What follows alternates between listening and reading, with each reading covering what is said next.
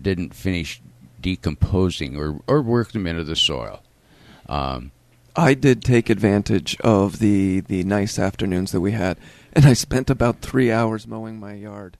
And it is it's incredible how much nicer it looks. It's just perfectly green, perfectly at the right height. Maybe I left a little bit too much length on it, but still, and it does really take me 3 hours to mow it by hand. Wowzer! Right? Yeah, I'm an idiot, but I got my heart for and it's on a hill, as long as it lasts. You know? Yeah, you'll get over that. Right. Exactly. Trust me. But I really needed to get to it, and it was perfect day for it. And it got done, and now I'm looking at it, and hopefully it'll last another month, and I'll get another brief window to get into it. So I hope everybody got to get to their lawns, because it seemed like there were people that were out there attending to their garden needs, to their lawn needs. People who've been around here long enough realize that you get brief windows and you watch the forecast, because if they say, hey, we have 2 days of sun coming, bam, you better be on it, and you had better be, have a plan and get it done, because then you won't have another window for 7 to 10 days. Well, the magic lawnmower people at our house, Cascadia Landscaping, and bless their hearts, they didn't pay for that ad. But they haven't driven by yet, because it slopes, and the bottom 30 feet of the lawn is right at the surface level of the groundwater. Right. So down at that end of the lawn, you would get stuck. Oh, they could bury a lawnmower in one pass, and that is why I'm actually on I'm pushing my regular mowers, because I would sink in most of my places otherwise. Yeah, it's the groundwater level is still pretty high. Yep. Although, it'll dry up pretty quick. Yeah. So hopefully, anyway, it's a beautiful morning, and just for today. So, if you have any gardening questions, give us a call at 503-435-1260.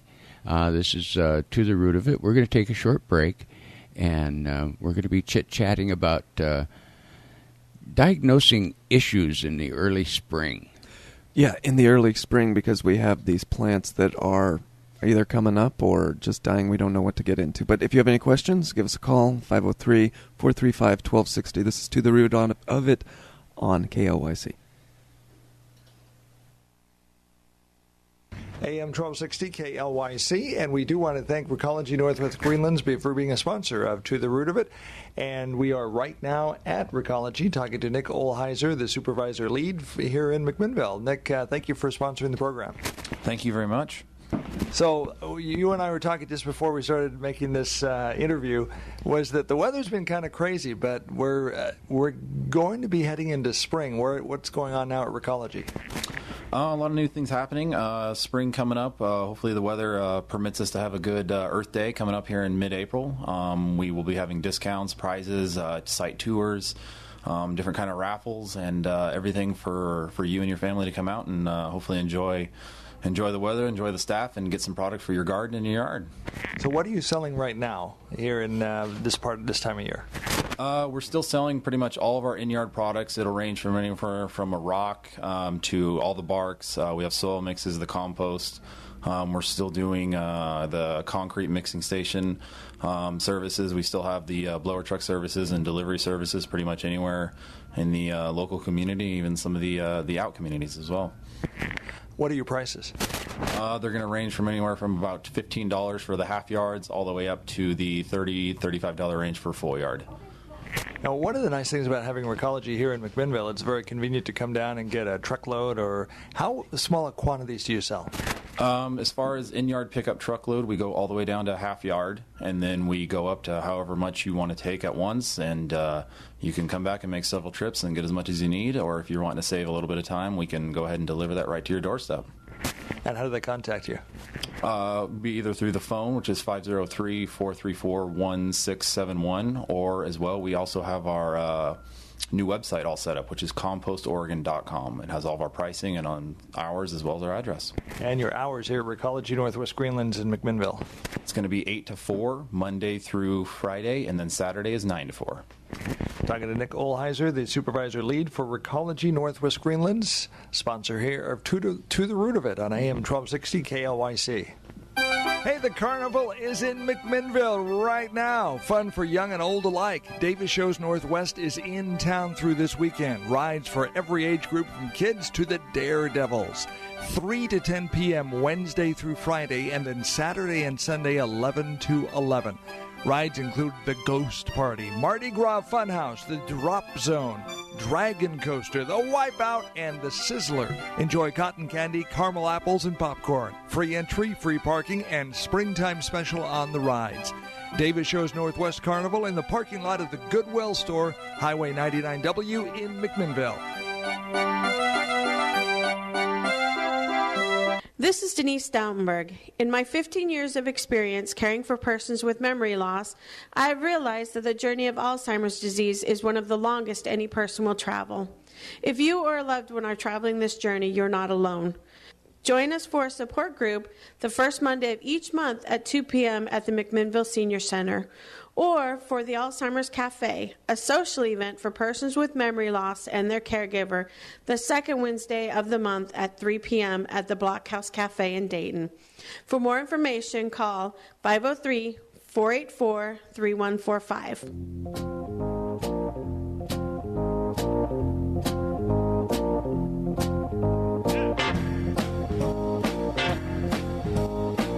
And welcome back. Yep, we're here. We are here right now, and you're listening to The Root of It right here on KLYC. We were talking about the weather, going to be Oregon for this week, so hope you did what you needed to do last week. But if you did get into the garden or getting into it, you're going to probably notice maybe some problems.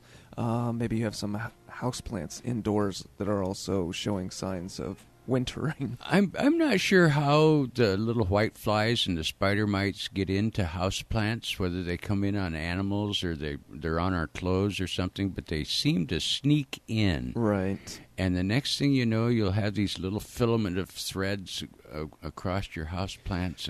And you're talking about the spider mites, which is probably the creepiest group of bugs? Yeah. Insect? What are we? Well, they're actually they're with here? They're an arachnid. Okay. They're an 8-legged thingy. Yeah. So not an insect, right? Right. Well, Because they're insects. No, but insects have 6 legs, right? Yeah, I think that's what. True insects. Anywho, so these little things they spin these cobwebby because they have to come in a group. It's not just one of them. You have dozens and hundreds. Yeah, they bring all the cousins. And these little things that you do get up close and you can see them, and that's what's the creepy part is because then you see these little dots of moving mass spinning these webs of cotton balls all over your plants. And then your plants pretty much die within a day or two. Oh, they'll suck a plant dry in a very short period of time. Yeah. Just suck all the juices out of it. Once they get up to a level of propagation, it's pretty amazing how such a large group of microscopic things can suck that much juice out of a houseplant. And they're multiplying daily. I mean, it's that's where the damage is because you see nothing one day. And one day you see a spot, or you don't even see it, but then within 2 days of their getting there, you notice it, and you've got this web. And even if you pick it off, that doesn't mean that you've got them all. But the thing that works is neem oil. It does, and it doesn't smell bad in the house. Mm-hmm. I had a friend of mine had this false Aurelia, the phony pot plant, and it had started to kind of wither. And so she says, what can I do with my plant? And I'm looking at it, and I'm going, huh. And you turn the leaves upside down, and it's just a mass of miniature, like cobwebs. Oh, okay. And so I took my little loop, and pulled a leaf off and held the loop up to my eye and brought the leaf up till it focused in, and it is just alive with those little critters. Yep. And I'm going, I don't know, do you really want to save this, or do you want to buy a new one? It's so much easier to throw these things away Yeah, than deal with their dead body. Yeah, I'm thinking this one's mulch. Yeah, and they are. They're all over the place, all of these little things. I thought that I had a safe greenhouse, but there's no greenhouse that's safe from these things. They sneak in and ride in on your clothing and ride in on a kitty cat and whatever. Yeah. So there's really no guaranteed prevention. There's only integrated pest management. Right, and we're not talking about harsh chemicals that need to be applied. You just neem oil. It's getting kind of pricey, that neem oil. I don't know the rarity or the scarcity of it, but that's just for a little tiny tube of it. It's like $15, $20. It's incredible. Well, people are starting to realize it works, and chemical companies are starting to realize it works, and as chemical companies start losing profit on the really toxic waste. Right. The money that they had to spend R&D money on to create and patent and use only for themselves. It's like, hey, wait, there's more money in composting. Yeah, here's a natural oil that comes from a plant that actually protects other plants. Right, and people have forgotten how cheap it was, so we could just mark that up, whatever. Yeah, and they do. Yeah, it's ugly, but... Yeah, but the spider mites, that's one of the things that you can see with a plant, but that you can actually... I think anybody could diagnose that. The symptoms we give you, you see these things crawling all over it in web-like structures. But not every plant problem is that easy to diagnose. For instance, my leaves are yellowing. Okay. I'm sorry. Right. It's the new ones. It's the old one. But that's something that's harder because you're looking at possibly a deficiency, but then it could also be some kind of parasite. It could be a bacteria. It could be a virus. So you actually have to delve deeper into the questions that you ask. You have to look at the plant and the overall pattern on the plant. Is it all the leaves are yellowing, or is it just the base leaves are yellowing, which could be just natural die-off, like that's how rhododendrons tend to shed old leaves, is the bottom ones will turn yellow and just fall off. Because they've been around the longest, and it's just time for them to go. They're using more energy than they're creating. Exactly. But if you can bring a sample of your sick plant over to the extension office and let master gardeners take a peek at it. Yeah. It doesn't take long, and even if you have to leave the sample, just put it in a Ziploc bag so that if you got critters, they aren't crawling all over the office, because we don't need your critters either. Right. But there's a whole new class full of people that need to learn and are very eager to learn, and they need your samples. Speaking, of course, of the Master Gardeners training class, that this week is the last week for them, and then they will be unleashed into the world to answer questions and complete their service hours. Oh, yeah, we're going to have probably 15, 18 people complete the class, and it's a really great group this year. Mm-hmm. We have some wonderful underlying talents that the organization really could use, because they're going to replace the people that are old and tired and don't want to do it anymore. Tired, like me. and one of the things that they're being taught. I mean, there are 10 questions that you can ask or find out about the plant. So when you bring in the sample, or if you want to try these questions yourself, give it a try. I dare you. But one of the first questions is obviously, what's the identity of the affected plant? So what kind of plant is this? It really helps to know what the plant is to start with, because there are certain bugs and diseases and funguses that are indigenous to individual plants. Not all bugs enjoy chewing on all plants.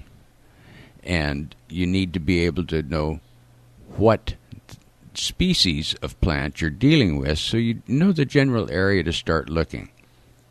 Yeah, isn't that amazing that these insects can have a whole garden filled of fruits and vegetables, but I only want to eat watermelons. Yeah. I can be right next to the broccoli, but I only like the watermelon. Yeah, and I would understand that.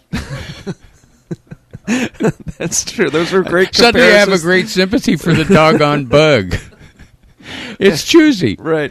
And then the important thing to deal with when you're talking about the identity of the affected plant is to determine whether a real problem exists. And a really good way, the point being is that once a client came in with a strange discoloration on the arbivore hedge, but this turns out to be a normal wintering color of the hedge, like a cedar, will also have those brown needles, and it'll be shedding all of those things. And we get a few calls in a year asking, what's wrong with my cedar? And the answer is nothing. Another one is... But it looks like there's a problem. You see a lot of these shore pines that are planted because they're a cute tree and they grow quick, so they're popular as a landscape plant. And they live probably 30 to 50 years. I mean, they're not going to ever be like old growth or anything. And towards the bottom of the tree, they start, and towards the limb, towards the trunk, they start, the needles start turning brown. And people immediately think, oh, no, my tree is dying. Right. When this is really just how needled conifers shed leaves. And if it's something you're not used to seeing, you associate brownness with dying, and that must mean there's something wrong with the tree. Yeah, and there's nothing that disastrous wrong with the tree. Now, if it's a spruce and it starts losing needles in spots, then there is a bug called a woolly adelgid that is another one of those microscopic plant suckers. Ugh. And they can kill a spruce tree in like 3 or 4 years. The tree will show signs for a while, but it's kind of spotty. There'll be a limb here and a limb there, and then pretty soon that whole half the side of the tree is dead. And that actually speaks to one of the questions that you are also asking, which is, what is the pattern of damage within the affected plants? So is it a uniform pattern because that indicates a non-living environmental cause? Or is it a random pattern like you were talking about with dead pine on various parts of the tree? Because that indicates that it's a pest. Yeah, there's other little culprits involved there in random patterns. The term is biotic versus abiotic, A being not biotic. Not life. Not life. One is a condition and one is a critter.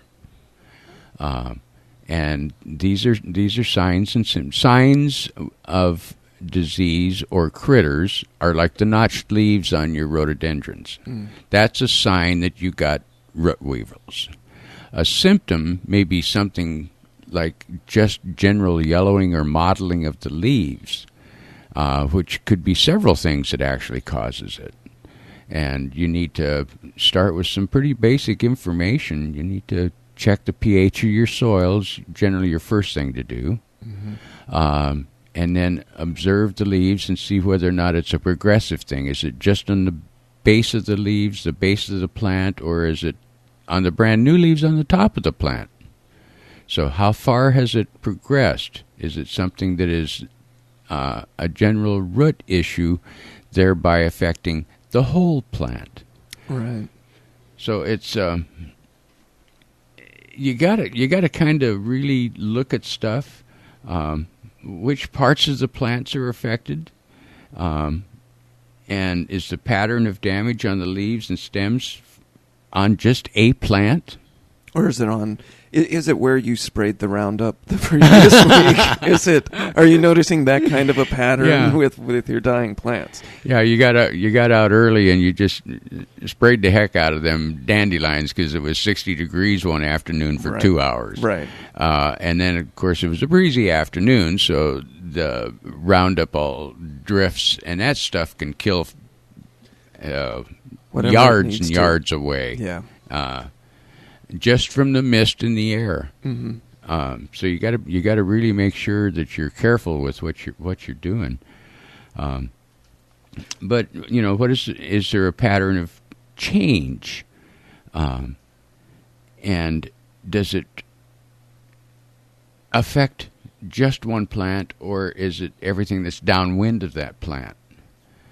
So you got to kind of stand back and look at your entire garden with a very careful eye, and see what's going on. Yeah, and if you have a pest or a disease problem, these things often become worse with time, meaning that the plant can't recover because they're being eaten, or they're being killed slowly. Whereas with an environmental problem like frost, the plant should be able to recover, or maybe you did get a little bit of that excess poison on the plant, but just on a part of it, and it's not going into the roots or anything like that, and just that part of the plant will die. The rest of it might be able to recover, but with a pest, that usually doesn't recover. I did that Paris that I was telling you about, having to just pull it up. That's the one that I buried underneath the snow pile, and literally smashed it flat. And I thought it was going to be just fine. I cut out the really broken stuff and chucked that in the recycle barrel. And then I noticed that it also had black spot. Just regular old black spot fungus like you get on your roses and your that everybody is seeing right now. Yep, yeah. Because the mold was in the leaves underneath the plant. I didn't rake up the dead leaves. So the rainstorms knocked the mold up onto the plant. Out comes the sun. You get a little moisture. You get a little mold spore. Kablooey. Yep, really quick. The plant's trash. Very quick. Yeah, so I just dug it up. Yeah, and I didn't feel any moral compunction to sympathize with its try and existence. Save these. It's like having acne, and you're like, no, I don't need you, acne, black rot. Yeah, I pinched that zit, pulled her right out. Right. Nice. Anyway. But we are going to take a break right now because it is 9:33 here in Yamhill County. If you have any questions, give us a call, 503-435 503-435-1260. KLYC Radio. That's right. And you can get us online also streaming with the video. KLYC.us is where I was going with that phone number. Oh, sweet. Yes. But we will be right back. This is 1260 a.m. Yeah, we're going to take a tongue break. AM 1260 KLYC, To the Root of It, and sponsor for To the Root of It here is Recology Northwest Greenlands, having a facility here in McMinnville. We're talking to Nick Olheiser, the supervisor lead. Now, Recology Northwest Greenlands has undergone a bit of a change in their corporate structure and their name and so on and so forth, but they're still here in McMinnville, still here to provide quality mulch and garden products. Yeah, absolutely. About 3 years ago, we were purchased by a San Francisco-based company called Recology. Basically, it's just been a rebranding for us in a sense. We've changed a few of our processes that we do here on site. Other than that, everything's the same. We still offer the same services, the same great staff, and the same competitive prices as well. So if you need something you mulch for your garden, your operation, come down here to Recology. One of the things we're very excited about is April 19th. You're going to have a big event here, and we're going to be a part of it. Yeah, absolutely. It's going to be our celebration for Earth Day. We do it every year. I think this is our 6th or 7th annual one. We're going to be having discounts. We'll have site tours. We're going to have raffles and drawings. We're giving away free deliveries. Everything and anything you could want, come on out and come visit us and come see what we have going on. And To the Root of It on April 19th, we'll be coming to you live from Recology, which is just up the road from the radio station. But one of the things we want to do with To the Root of It, as much as possible, take it on location. Obviously, we want to wait till the weather's warm. But April 19th, we'll definitely be here at Recology Northwest Greenlands doing a show, and Ray and Kyle will be here talking about the products they have here and how you can use it in your applications. Yeah, absolutely. We'll be out here, like I said. We'll go through. We're going to have a few demonstrations, exhibits, and kind of show you benefits to composting and what it does for your soil, and other benefits that you can have around your yard with it as well. Now, when people talk about Recology Northwest Greenlands, what do you want them to think of as what you provide or the company? I want them to realize that we are the new face of composting in a sense. This is kind of where the industry is shifting towards the more organics side of it. And I want us to be the front runners, and I want us to be more involved in the community, and I want them to know all about us when they hear our name. And where are you located? What are your hours? 2200 Northeast Orchard Avenue here in McMinnville, and hours are going to be 8 to 4 Monday through Friday and 9 to 4 Saturday. Talking to Nick Olheiser and Recology Northwest Greenlands, the sponsor of To the Root of It, right here on AM 1260 KLYC. Out West Tax Service is targeting tax savings for you. Taxes can be stressful, but having someone you can work with to keep your hard-earned dollars in your pocket by utilizing the current tax laws is the way to go. Don't take chances with over-the-counter software. Don't miss out on tax breaks, tax credits, or simply understanding your real tax situation. Save yourself the stress this tax season. Get your taxes done right. Call Out West Tax Service at 503-554-1444 and utilize Patricia Hofer's 20 years of experience. Patricia Hofer and Out West Tax Service are members of the National Association of Tax Professionals, the Oregon Association of Tax Consultants, Oregon Board of Tax Practitioners, Consultant License 28438C, Business License B15243. Out West Tax Service is targeting tax savings for you. Does your auto need a makeover? The Yam Van received a makeover like none I would ever believe was possible at Extreme Auto Spa here in McMinnville. Well, to just name a few things Extreme Auto Spa did to Yamhill County's favorite Yam Van, the old orange paint now shines and sparkles like new. The windows were tinted and also received new gaskets. When your vehicle is at Extreme Auto Spa, it can receive more than the interior cleaned and shampooed, the exterior washed and waxed. Adam and his crew at Extreme Auto Spa provides services for window tinting for your auto, home, and business, spray and bed liners, 3M paint protection film, Northwest sealant protection, water leak detection and repair, as well as foul, odor, and rodent removal. P.U. and yuck. Extreme Auto Spa is ready to help you spiff and shine your vehicle. Extreme Auto Spa is located at 2940 Northeast Lafayette in McMinnville, and the telephone number is 503-883-0995. Will you do me a favor? Tell them KLYC sent you. What are you saving for? It's a good question, because big dreams are financed by smart savings, and there's no better time to start saving than when you're young. That is why First Federal waives all service fees and minimum balance requirements for account holders under 18. So skip or run to First Federal, because your big dreams of tomorrow really do start with saving today. Your friends at First Federal are ready to help you invest in your tomorrows. First Federal, we're here for you.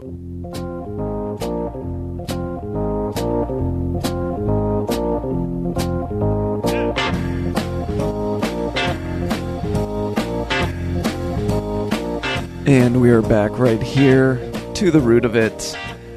Right here on KLYC 1260. We've been talking about plant problems, but we're going to jump over to what we're going to be doing this spring ourselves here with the show. Oh, yes. We're gonna go out amongst the people. Yes, we have to, because as we did last week, that was really fun doing a show from the Spring into Garden Seminar. We were right there in the McMinnville Commons area, seeing everybody get in and do their thing. But something that we've really enjoyed doing with the show, it was our second time. We got some really great questions from the audience too, which helps feed us. Right. We enjoy taking questions and answering them, because that's what we're supposed to do for the for the extension service. That's what we do, is we answer questions. But next week is the Amity Daffodil Festival, which is going to be held at the Amity Elementary School. Happens every year. I have gone every year that I have lived here, and this year not being an exception, because we'll actually be doing the show live from there. Yes, and in April we'll be doing the live show from Recology. We're going to go over and join them for Earth Day. It'll be for Earth Day, right? Because that's that will be coming up, and then we'll also have a plant sale going on. Yes, the plant sale is April the 26th, and Earth Day is April the 19th, I believe. If you have these days in your head, then that's really great. But just know, as a listener, as a viewer, that coming up here in April, we will be on the road. But definitely next week, you can catch us in Amity, and that's on the 22nd. The Daffodil Festival itself runs on Saturday and Sunday from 10 a.m. to 4. Yes, Earth Day at Recology is the 19th. It's a Saturday, and there's lots of events and activities. The Master Gardeners will be there. We'll be there. Soil and Water probably going to be there. We went there last year and for Recology, and they actually had tours that they were giving of how they were composting and doing their thing over there. So we actually have a caller on the line right now. We're going to go to them. Good morning. This is To the Root of It. Who's this? This is Helga Nichols. Hi. How's it going? I have a comment about the box elder bugs. Oh, good. Maybe 3-4 years ago, I got a solo spritzer at Wilco, and I fill it with water and then add some soap that has lemon in it. Mm-hmm. It needs the lemon to kill or, just immobilize the box elders. Okay. And it's worked great. When Ray was talking about the vacuum cleaner, mm-hmm. it reminded me of years ago. We lived down in Southern California, and there was a new development and lots of crickets. Uh-oh. And whenever you left the house for a while, especially in the evening, and came back, the floors were just covered with crickets. That does not even sound nice. It wasn't. It was horrible. But I used the vacuum cleaner then, and then stuffed the front so they wouldn't come. So they couldn't crawl out. Back. See, that's my thinking, is that they're going to crawl out the tube. It's not like there's a seal or anything like that, and that's my big fears. Now they're angry. Right. And then they really hit you right on you. Exactly. Exactly. Absolutely. Yeah, I hate box elder bugs, but the lemon base, is it because of the acid in the lemon, possibly? That's what I understand. Yes. I'll do a little research on that this week and see what's going on with that product. That sounds at least relatively safe. Yeah, it's spraying as far as spraying goes, but I think that the most effective way to deal with them is the vacuum cleaner. It's just it's the fastest. It is, and they just go right in there. For me. Yeah. And you can clear one heck of a swath in a very short period of time. Yep. But this spritzer can, it takes 2.5 pints, and I just put the water in when necessary and put a few drops of the soap with lemon in it, and then just kind of stir it up rather than shaking it so it doesn't foam up so much. Oh. And you can pump it, and it reaches quite a long ways. Alrighty. Well, thank you. I'll do some research on that, because that sounds like something cool. Thank you for calling. Oh, you're welcome. Thank you. And don't forget to come visit us at the Daffodil Fest. Oh, that's right. It's coming up. It's Yes, going to be next week. It's next weekend. All right. Alrighty, we'll see you there. All right. Thank you. You betcha. Bye. Bye-bye. Yeah, the Daffodil Fest goes from like 10 till 4 Saturday, and I think the same on Sunday. We'll be there from 9 to 10 to open the show, because we are, that's where we are. Being responsible radio personalities that we are. Right. We'll be there early. But that's the best time to get in there, and I had no idea that daffodils have such wonderful aroma. To me, they were always just the big yellow things that came up first. Everything that you see on the highway, along the highway, people's yards, everything that you see is just that yellow trumpet. Yep. And they're all the same size. But you go to this daffodil festival. There's and hundreds of varieties. So many little, small, different color, purple. It's really weird, and it's really incredible. Multi-petaled, double-petaled, triple-petaled. It's combinations of colors that I had no idea daffodils came that way. Yep, and we will be there at the Amity Elementary School next week. But go ahead and stop by if you can. But speaking to what she was talking about with the spraying, yes, you can spray soap on insects, and that actually keeps their book lungs open, because that's where they're breathing through, is their back area. That's where their lungs are. And with the way that their organs work, when you spray soap on it, that forces their lungs open, and then you have them hit them with the water that's also there, and that's how they drown. So I can assume that that's how that is possibly working. But you had a recipe that also involved soap, but it wasn't for the insects. It was actually for the plants. This is one that was sent in to us on the website at Ray at totherootofit.com or Kyle at totherootofit.com. We do take questions there as well. Mm-hmm. And this was a home recipe for a weed killer that's very organic. And from the research that I could do, it apparently there's very scientific evidence that this combination of things does work. And it was a half gallon of apple cider vinegar with a quarter cup of table salt and 1 teaspoon of Dawn liquid dish soap. And it sounds just simple as the dirt, but it sounds like a lot of salt.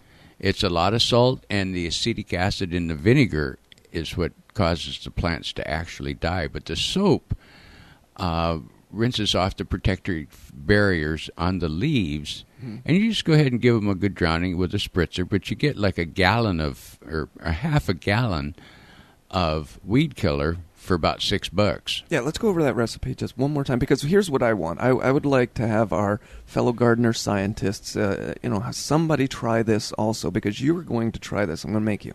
You're going to try this recipe. I'm going to go home and make some. I actually have all the stuff. And we're going to see if this actually works, because we do get these recipes, and this recipe itself hasn't been vetted by Oregon State University. No, not yet. This is one of those homebrew recipes that somebody saw a result with and assumes that it's perfectly working, or it's been passed down. But we're here to figure out if it's good or not. I'm gonna try this this afternoon. I'll go home and mix me up a squirter bottle full of it. But it's 1/2 gallon of apple cider vinegar, and that's pretty cheap. Yeah, and then a quarter of a cup of table salt, which I just happen to have some table salt that needs to go away because I left it in the garage too long, and now it's about the size of a... and it's absorbed all of those garage it's about fumes. the size of a hardball and the same consistency, so it's going to go to a better cause. Right. I'm gonna make weed killer out of it. Right. And then 1 teaspoon of Dawn liquid dish soap. That is such a little amount of dish soap. That's all it takes. The detergent in the Dawn supposedly breaks down the oils on the plant, and that allows the acetic acid in the vinegar to get in and shuts down the veinage and the transportation of liquids in the plant. Because that's also a lot of vinegar, too. That's a lot of vinegar, a lot of salt, and it seems like somebody's making a vinaigrette dressing here. Well, I'm not sure that wouldn't go good on lettuce. Spray this on your lettuce. Yeah, spritz this on your salad, baby. Maybe just leave out the soap. Yeah, leave the soap out. So we'll go ahead and we'll give that a go. We'll give it a shot this afternoon and see how that works for us. But that's one of those things that those dandelions are coming up right now, and I got to at least deadhead them or make sure that they're not propagating. Well, the ones that I hate are those little purslane. No. Purslane. Anyway, it's the one that has all the little leaves, and then it puts up one white flower. Mm. And that white flower, just as soon as it gets up, it goes to seed and splits. Oh. And then you've got these stupid things everywhere. Yeah. And it only takes a few of them to completely infest a flower bed really, really quick. And they're big water suckers. Yeah. They make it. They can cover a whole area, and they're not really that cute for ground cover. They're not cute for you. Nah, it's my own personal prejudice, I'm sure. A lot of these weeds, too, are just, they go to seed so quickly that you can't get to them. And but the dandelion isn't one of those. The dandelion, I have probably about 7 days to 10 days while it's still yellow, but then eventually it just wakes up one morning and I'm white. Well, the person that sent me this recipe sent me a picture of a thistle. Ah. And the sucker is just obliterated. Nice. And it takes one application. And like you say, there's a lot of vinegar in that. Mm-hmm. So that should be able to pickle something, even a plant. Should be able to pickle a plant. Apparently it pickled this thistle.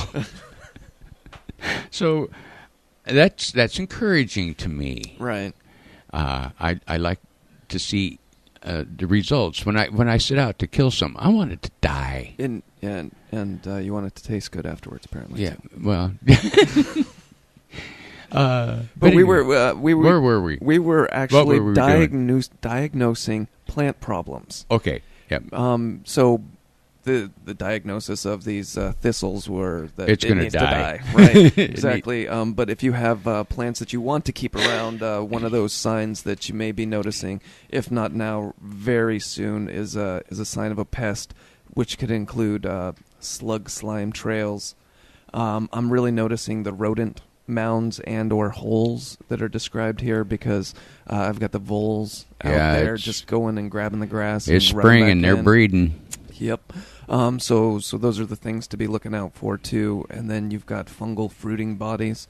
Not sure what that is. But then you can also find distinct notches cut from the leaf margins because things are coming out and biting them. Yep, the bugs are a-hatching, folks. Yep. They're coming after us. And these are the signs of the pests. And the pests, boy, those are kind of difficult to deal with, aren't they? If you're noticing the bugs on them, because you're hoping that there are bugs that eat those bugs, because the last resort is using chemicals, and we're hoping not to be able to or to have to do that for these.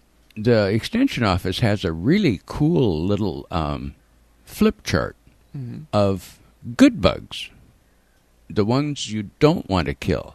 And if you have those bugs on your plant, and I won't even get into the list because there's about 20 or 30 of them, ladybugs are the most obvious. Lady beetles, we call them ladybugs. We stopped calling them ladybugs because they're not a bug. No. They are a lady beetle, are the most obvious one, but there's also other beneficial bugs. That's good to see them. What's it? The little black beetle, the rove beetles. The only one that I can think of is a cucumber beetle, but you don't want to see that. No, you don't. You want something to eat that fool. Right, eat the larva of that fool. But you bring up the lady beetle because that is the most obvious. You see aphids, and you hope for a swarm of lady beetles to come by and suck those aphids that are sucking whatever you want. But there's different types of wasps that actually lay their eggs in aphids. Isn't that cool? I think that's just special. If I could figure out some way to make friends with a swarm of them babies, I'd be just... Right. I have these baby wasps hatching out of these developing aphids. Oh, it's so cool. They actually hatch in the aphid, and then they of course they suck the aphid dry. Love that. Just gotta do it. Turn it into a raisin right there. It falls off your rose from the inside. What's happening to me? It's a cool thing. And then there's ones that actually lay their eggs in caterpillars or larvae, as we are now told to call them, and their young will hatch in the caterpillar, eat the caterpillar, and then they crawl out and they hook a little thing on the side. It looks like a little cocoon. Oh, nice. And so if you see a caterpillar with these little cocoons hanging off this, and they're real tiny, they're only like about 1/8 of an inch long, but you see this caterpillar, he's dead. He's not going to make it. He's just carrying around his own demise. Yeah, he's something's lunching on him. Yeah. But anyway, we're going to take another quick break. This is To the Root of It from 1260 KLYC Radio in Yamhill County. AM 1260 KLYC. We want to thank Recology Northwest Greenlands for sponsoring To the Root of It. It's because of their financial support makes it possible for us to have this program on the radio. We very, very much appreciate it. Talking to Nick Olheiser, who is the project lead at Recology Northwest Greenlands in McMinnville, there is a shift in the industry towards more organics, more naturals, and not chemicals and pesticides and unnatural fertilizers. But getting back to nature, right? Exactly, yes. We're trying to get away from the the man-made fertilizers that are so often used nowadays, trying to shift more into the organics and trying to educate individuals on the long-term benefits as well as the short-term benefits of organics. It's not good for just a year, it's good for 10 years. It's helping to restructure the soil, and it's not just providing instant nutrients. It's good in every way. And it's also a lot safer to handle. Absolutely, yes. It does not have, like you mentioned, the chemicals, the pesticides in it. So, yes, it's completely organic. Everything out here is OMRI listed, and it's good to go and put directly in your soil. So come out here with your pickup truck. What kind of containers should people come out? Pickup truck, dump truck, what? We can do pickup truck, dump trucks, trailers, whatever you have. You can also we do 5-gallon bucket sales if you just need something small for just a little in-house garden or backyard garden that you may have. We can do 30-gallon containers, whatever you have. We'll make sure we meet your needs. And phone number, do you have a website or a Facebook page? Yes, we actually just got a brand new website all up and running with our prices as well as our hours and our address, and that's at www.compostoregon.com. And again, phone number? 503-434-1671. And don't forget, April 19th is Earth Day here. We're going to be doing To the Root of It live here at Recology Northwest Greenlands in McMinnville, and looking forward to it. Yeah, absolutely. Us too. Come visit us. We'll have discounts. We'll have raffles, prizes, site tours, exhibits, everything and anything you can think of. We'll be here for you. What are the hours on Earth Day on the 19th? It will be 8 to 6 on Saturday. Well, Nick, thank you very much. Thank you very much. AM 1260 KLYC, talking to Nick Olheiser, the project lead at Recology Northwest Greenlands in McMinnville, sponsor of To the Root of It on AM 1260 KLYC. Last year, $1 billion got left behind by people who did their own taxes. $1 billion with a B. 9 zeros, America. $1 billion disaster. 1 billion reasons that your taxes aren't done until they're done with H&R Block. Get your billion back, America.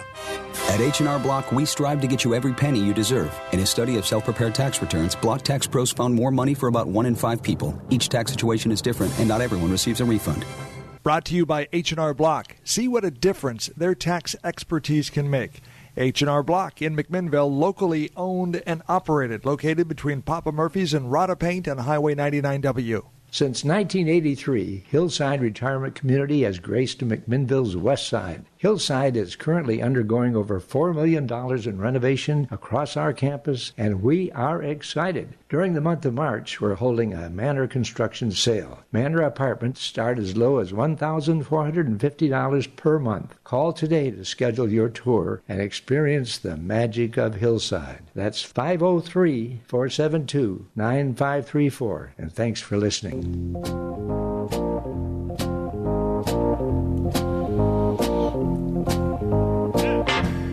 And welcome back. We're going to wrap things up here at 9:59 here in Yamhill County.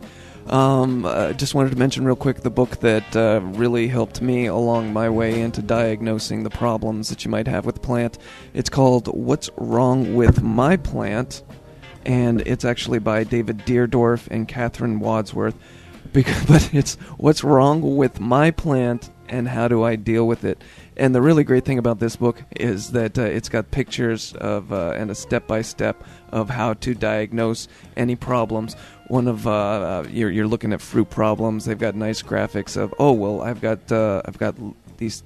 It looks like my leaf is scorched. What's it called? Well, it's called leaf scorch. And so it's like a choose your own adventure kind of a book, and it says it's like a flow chart. If it has this, does it have this? Then go here, go to this page, go and do this. But it's a really thick book. Again, it's What's Wrong with My Plant and How Do I Fix It? A really great resource. It's really well organized. Like you say, it has a flow chart style where you don't have to read the whole book to find out what's wrong with your plant. Right, you just need to know. Most of them are yes or no questions. Mm-hmm. If it's yes, do this. If it's no, go to the next step. You don't really have to know jack squat about gardening. And that's the whole point. And the tagline is learn how to become a plant doctor. No PhD required. Yeah. Ooh, so clever. Yeah, but he has a PhD. Yeah, they both have PhDs or something. They really are plant doctors. Right, exactly. But that's going to do it for us this week. Again, next week we're going to be at the Amity Daffodil Festival, seeing what's going on out there. A really great local festival, one of the bigger daffodil festivals in the country. They've got a great reputation. It's put on by the hospitality department at the Amity High School, so it's a great learning experience for them also. All in all, a great project, and we hope to see you out there. Yeah, it is a national qualifying daffodil show. So there are awards given, and some of the bulbs are really expensive. Mm-hmm. Like you can only buy one. You would only want to be able to buy one. Right, exactly. I would have to clean out the change jar over the washing machine to buy a bulb. Right. But there's... Yeah, for me, it's one of those small little festivals that is really unique to... I wouldn't have expected to go to one of these little things, in Colorado or Maine or anywhere else. It's just really unique to here, and it's really nice that it's right down the street from me. So, Yamhill County has some really great small festivals. Exactly. Earth Day at Recology is a very wonderful awareness learning type right, you get activity. To learn the process of the composting from dead tree to great mulch. And Newburgh has the Camellia Fest.